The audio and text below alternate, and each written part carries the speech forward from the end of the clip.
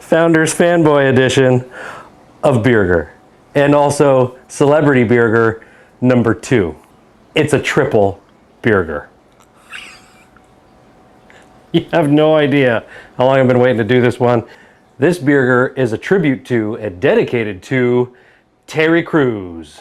Probably one of the most genuine human beings in all of Hollywood. He is fantastic. If you don't know who he is, just Google Cheeseburger Eddie or President Camacho. Just start with those two, and then you'll go down the whole Terry Crews rabbit hole. As you can see, Daddy's a bit of a fanboy of Founders Brewery. So, the last Beergr episode for the Walleye Beergr, I made a barbecue sauce using Founders Canadian Breakfast Stout. We're going to use that today in this Beergr also. So we're going to make stuffed burgers, and we're going to use Terry Crews' family's recipe of mac and cheese to put inside the burger. It's called Mac N Jeazy. Jeezy. Mac N Jeazy. Let me tell you, I am not a fan of cottage cheese, and when I saw that this recipe contained cottage cheese, I was like, boy, I don't know. Wow, it's amazing. This mac and cheese will blow your mind. I highly recommend you make it. But we also made my signature blackened pulled pork, and we used Founders Breakfast Stout. And this beer is a double chocolate coffee oatmeal stout. It's just fantastic. And we are pairing this Beergr with the daddy. Look at what daddy's got on. He's got on the daddy. Daddy. So this is 2018's release of Founders Kentucky Breakfast Stout. This beer is brewed with chocolate and coffee and aged in oak bourbon barrels. It's fantastic. It weighs in at 12.3%. Yahtzee! Why don't you go grab your favorite Founders beer and let's go make a Beergr. Okay, we're going to start by preparing our pork shoulder, and we're going to pat it dry with paper towels, get in all those nooks and crannies, and then we're going to take a sharp knife and we're going to start trimming away a lot of this really chunky, not pleasurable to chew on fat. Fat is great, and a lot of fat is flavor, but a lot of this stuff that we're going to trim off right here just needs to come off because it just doesn't taste right, you know? So we're just going to cut this stuff off, and then we're going to flip it over, and we're going to go to the fat back side. And you're just going to slide your knife right under there, trying to not to remove any meat, but to just get it right under there and cut right over the meat so you get rid of just those big hunks of silver skin and heavy fat. So, and you'll notice once we get to the point, this is looking much better now.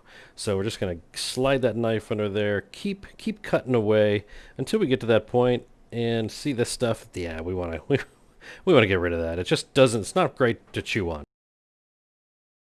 We're going to combine 2 tablespoons of brown sugar, a tablespoon of cayenne, oregano, smoked paprika, chili powder, onion powder, garlic powder, and a teaspoon of salt. Mix it all up, and then what you're going to do is you're going to put a little bit of olive oil or any kind of oil you want. Just kind of rub it into your pork shoulder, and now sprinkle with the other hand that dry rub. And then we're going to rub it in with the wet hand. And just make sure you get in all those nooks and crannies and get this dry rub everywhere, all over this big pork. And just keep going and going and going. Get it every spot covered with this delicious rub, because you want all this flavor to be cooked in the next part when we cook it in the hot butter. It looks perfect. So that's exactly what you want to see when you're done rubbing your pork. Okay, now just melt some good butter in a cast iron pan. Anytime you're blackening anything, I'd always recommend using a cast iron pan. Get it as hot as can be, and then toss it in there. While our pork shoulder is blackening, we're going to go ahead and put the Founders Breakfast Stout into our slow cooker. And we're going to chop up an onion. We're just going to quarter this onion. Go ahead and peel it up. And then we're just going to chop it into quarter parts. You kind of want I like bigger slices of onion. You can dice it if you want, whatever you want to do. Then I take 4 cloves of garlic and use the garlic press and get it all up in that breakfast stout. Okay, then stir that up, and then what I like to do is add 2 limes, the juice of 2 limes into this mix. It just brightens up the whole day for the pork shoulder. Yeah, let's check it out. Let's see what it looks like. Let's flip it. Oh, baby. That's what you want to see. That dry rub is just looking perfect. It's blackening, and there's so much flavor when that butter just basically like fries that seasoning all in that pork shoulder, and this looking perfect. Now we want to save this, so don't throw away that stuff. Oh my goodness, look at it. Look at it! It's perfect. That's what you want to see. You want it to be semi-burnt on those ends. Go ahead and put it right on top of those onions. Put the excess seasoning that was left on the cutting board right on top of there. Then we're going to take the cast iron pan and we're going to put all of those drippings on top of it because there's so much flavor in those drippings. And we cooked this on high for about 6 hours, and you can see it's like boiling in there. And it just falls apart like there's nothing holding it together. It's like, I want to be eaten now. And just pull that bone out, separate it, and it's perfect. It's 100% perfect. All right, now it's Mac N Jeazy time. We're going to take 1 lightly beaten egg and combine that with 2 cups of cottage cheese. Terry Crews recommends creamy cottage cheese, but I didn't have that available. Then you're going to also add 8 ounces of sour cream. And let's go ahead and mix this all up with the egg until it's combined perfectly. Then we're going to take that, put it in the cast iron pan. We cleaned it, of course.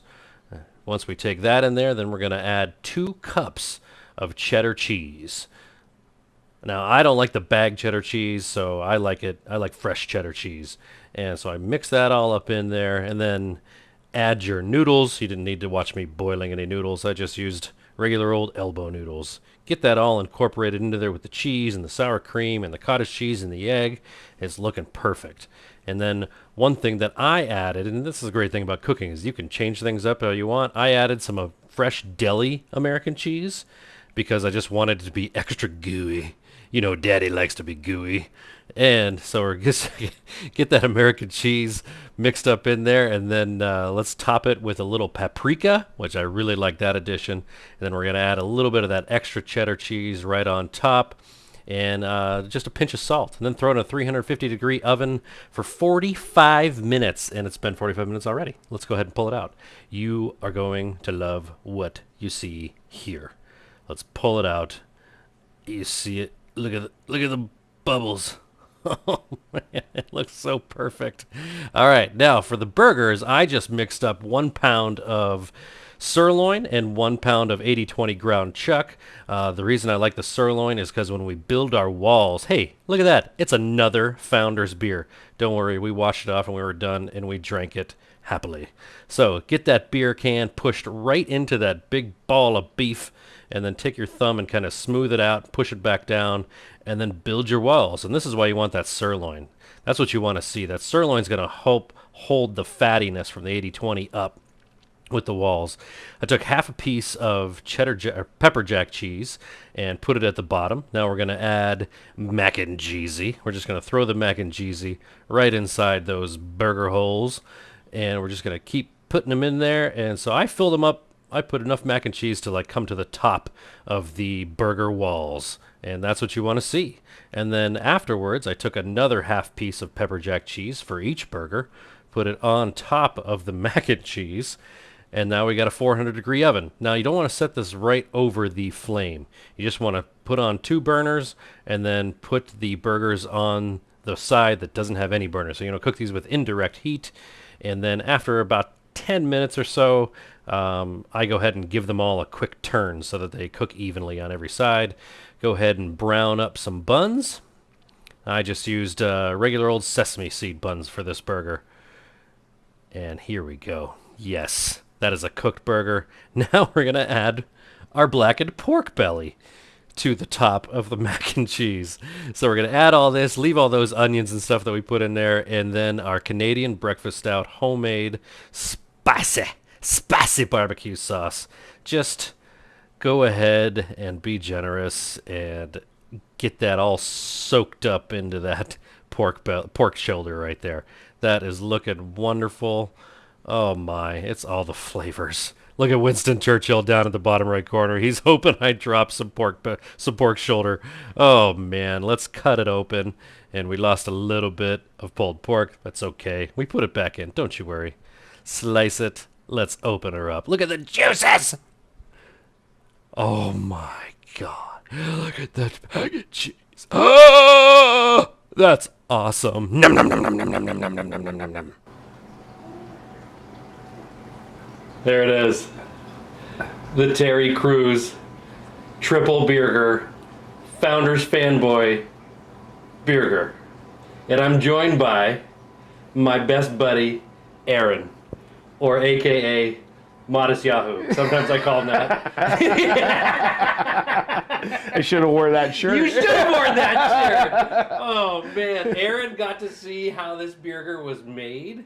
What do you think? I didn't know how you'd put it together, but it looks pretty amazing. Oh, here we go. Let's dive in. So, I think the best thing to do is probably give it a squish and a crunch. Mmm. Oh my God. That's everything I wanted it to be. Holy God. It's pretty impressive. For a stuffed burger, oh my God. I didn't know how you'd fit everything on there, but it worked. It worked. Oh my God. Let's get another bite. All right.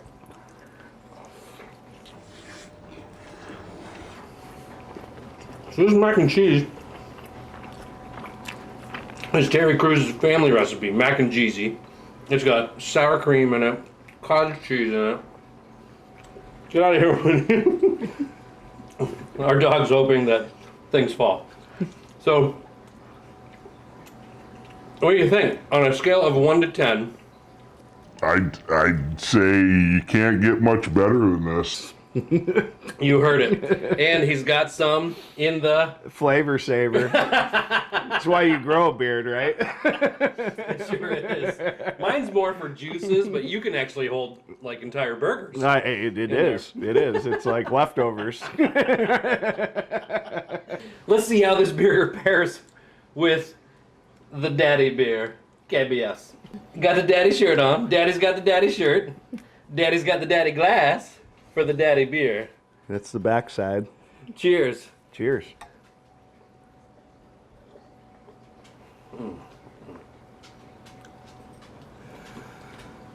It's like drinking a beautiful glass of peace and happiness. Oh, all day. It's all the IPA too. All day happiness. All day IPA. All day happiness.